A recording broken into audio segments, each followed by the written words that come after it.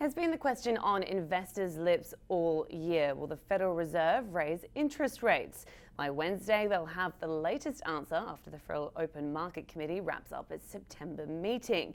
US markets have been hovering near record highs for the last month as Wall Street searches for clues on what the Fed might do.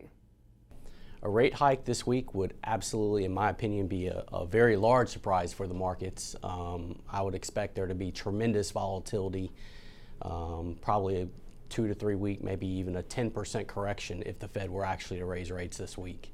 If there's going to be anything out of the Fed, it's probably going to be some hawkish language that sort of sets the stage for future rate increases. If they're going to surprise people, it might be in their October meeting. Everybody thinks they won't do it right in front of an election, but they may just defy folks just to spite them. Of course, the Fed do keep on cutting the forecast. If we go back to the start of last year, the market was anticipating the Fed would start hiking last June and start hiking progressively from that. Now, of course, the inability of the Fed to do that really is linked with the outlook for the global economy. Investors may have cause to be confused. The Fed has been sending mixed messages. In her speech at the August Jackson Hole Fed conference, Fed Chair Janet Yellen said the case for a rate hike had strengthened in recent months. Several hawkish FOMC members have pointed to a tightening job market, upticks in inflation, and stronger wage data since the June meeting as justification for a rate increase. But a number of weaker economic reports, including disappointing retail sales data and recent comments by Fed Governor Lael Brainard urging prudence on rates, has lowered market expectations, with investors currently pricing in around a 15% likelihood of a rate hike. Well, when you actually take a moment and look at their own data, the PCE, which is the personal consumption expenditures, it's well below their 2% target. There's really no inflation out there that's flowing through the system yet.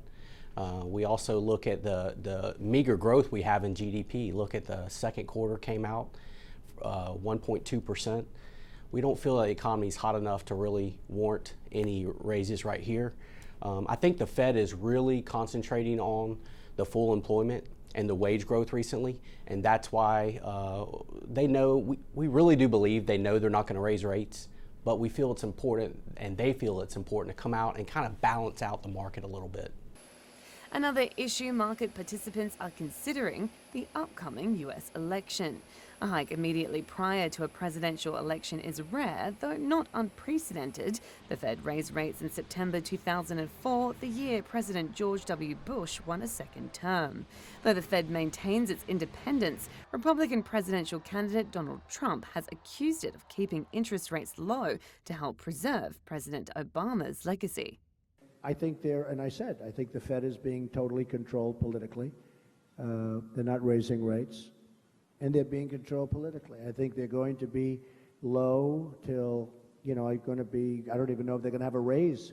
But others see the Fed's decision in relation to politics differently.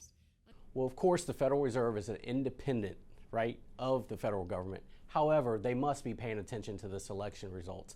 I think if a Hillary were to win the election, I think her policies are more clear, laid out, more status quo. The market, I think the Fed would have a green light to go in December. If a Trump were to win, his economic team policies and how his strategy would be going forward with the economy is not quite as clear. So we would say that would give a higher probability of the Fed to at least take a pause going into December, maybe look at a first quarter hike.